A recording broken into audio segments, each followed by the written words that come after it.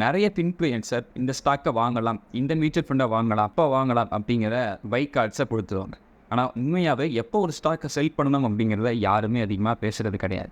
ஏன் அப்படின்னா அதுக்கு அதிகமான ரெஸ்பான்ஸும் கிடையாது அப்படிங்கிறதா ஒரு உண்மை. இந்த வீடியோவில் ஒரு ஸ்டாக்கை வாங்கினதுக்கப்புறமா எப்பப்பெல்லாம் ஸ்டாக்கை செல் பண்ணால் கரெக்டாக இருக்கும் அப்படிங்கிறத பற்றி தான் நான் உங்களுக்கு டீட்டெயிலாக எக்ஸ்பிளைன் பண்ண போகிறேன். இப்போ முதல் விஷயம் என்ன அப்படின்னா, நீங்கள் ஒரு ஸ்டாக்கை எந்த ரீசனுக்காக வாங்குறீங்களோ, லைக் ஸ்டாக்கோட மேனேஜ்மெண்ட் கரெக்டாக இருக்குது அப்படிங்கிறதுக்காக மட்டும் அந்த ஸ்டாக்கை வாங்குறீங்க அப்படின்னா, ஃபியூச்சரில் அந்த ரீசன் இல்லை அப்படின்னா கண்டிப்பாக நீங்கள் அந்த ஸ்டாக்கை செல் பண்ணுறதை பற்றி திங்க் பண்ணலாம். ரெண்டாவதாக ஃபண்டமெண்டல் ரீசன்ஸ். இப்போ ஒரு கம்பெனியில் நல்ல ப்ராஃபிட் கொடுத்துக்கிட்டு இருக்கிறாங்க அப்படிங்கிறதுக்காக நீங்கள் அந்த கம்பெனி வாங்குறீங்க அப்படின்னா, இப்போ அது கம்பெனி லாஸில் போயிட்டு இருக்காங்க அல்லது இதுக்கப்புறமா ப்ராஃபிட் வர்றதுக்கான எந்த ரீசன்ஸுமே இந்த கம்பெனியில் கிடையாது அப்படிங்கும்போது நீங்கள் அந்த ஸ்டாக்ஸை செல் பண்ணுறதை பற்றி திங்க் பண்ணலாம். ஸோ மூணாவதாக மேனேஜ்மெண்ட் இஷ்யூஸ் அப்படிங்கிறது ரொம்ப பெரிய ப்ராப்ளமாக இருக்கும். ஒரு நல்ல மேனேஜ்மெண்ட் இருந்தால் தான் அந்த கம்பெனி அப்படிங்கிறது லாங் டேர்முக்கு போகும். ஸோ இந்த மாதிரி ஃபினான்ஸ் சென்டரில் நீங்கள் தமிழில் பார்க்கணும்னு நினச்சிங்க அப்படின்னா இப்போவே நம்ம தமிழ் மணி மாஸ்டர் சேனலை சப்ஸ்கிரைப் பண்ணி வச்சுக்கோங்க.